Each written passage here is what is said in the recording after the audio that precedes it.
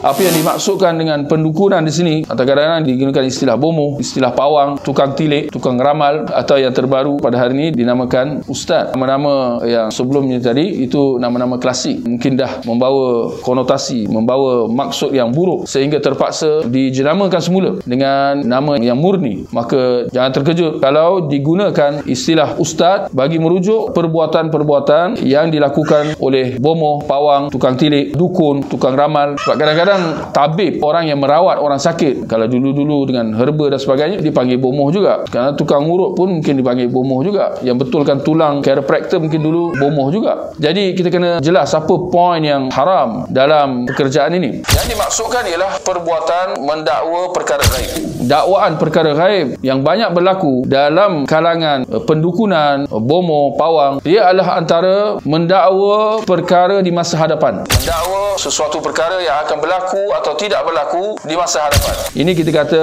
tukang ramal lah mungkin biasanya. Yang ini meramalkan masa depan. Satu lagi perbuatan mendakwa perkara gaib ialah mendakwa tahu barang hilang, tempat di mana barang hilang. Ini termasuk dalam pekerjaan bomoh, pawang dan seumpamanya. Bila hilang barang, maka dicari apa? Tok bomoh, pawang untuk dia menunjukkan kepada orang itu tempat mana barang dia hilang. Juga antara perbuatan mendakwa perkara gaib ialah dengan nak tahu dari mana datang atau punca perbuatan kena sihir. Boleh jadi betul, boleh jadi tidak betul. Tapi antara apa yang berlaku dalam masyarakat ialah pihak orang sakit itu pergi bertemu dengan bomoh, dan antara yang ditanya ialah siapa yang hantar sihir itu. Dan sering sahaja kita lihat bomoh, pawang itu menjelaskan, menyatakan siapa yang hantar ini dan itu. Sedangkan kita lihat dalam setiap perbuatan-perbuatan ni, apa persamaan dia? Persamaannya ialah perbuatan mendakwa perkara gaib. Kalau kita nak tahu benda yang di masa depan, benda gaib atau tidak? Benda gaib. Barang yang hilang, benda gaib atau tidak? Benda gaib lah. Kalau dia bukan benda gaib, tak adalah jadi hilangnya. Sebab kita tak tahu di mana. Tapi datang bomoh, pawang ini, dia mendakwa dia tahu mana barang hilang itu. Sedangkan dia tidak tahu. Tapi di sini dia mendakwa, mengetahui tempat di mana letak barang itu.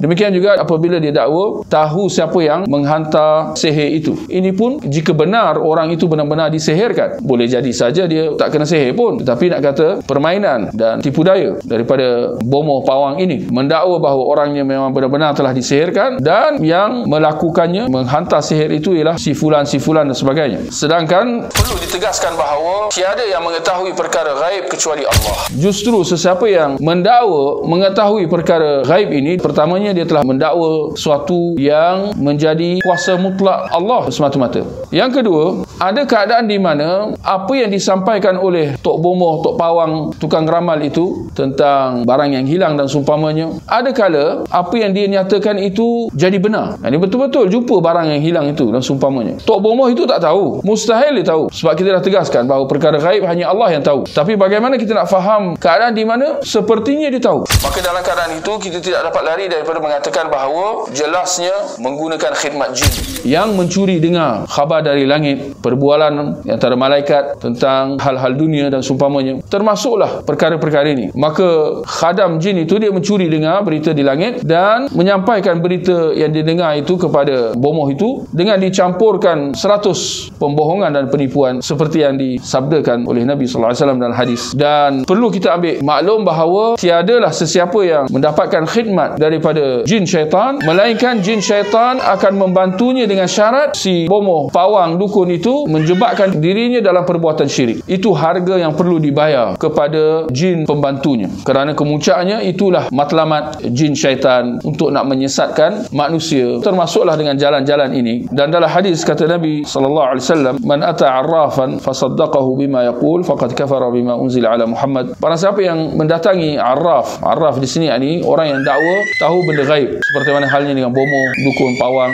tukang ramal. Barang siapa yang mendatangi orang yang mendakwa tahu perkara gaib, lalu dia membenarkan perkataannya, dia membenarkan perkataan si bomoh itu, maka dia telah kufur dengan apa yang telah diturunkan ke atas Nabi Muhammad sallallahu alaihi wasallam. Ini perbuatan yang sangat bahaya, menjebakkan orangnya tergelincir daripada jalan Islam, terkeluar daripada Islam, jatuh kufur, kata Nabi sallallahu alaihi wasallam.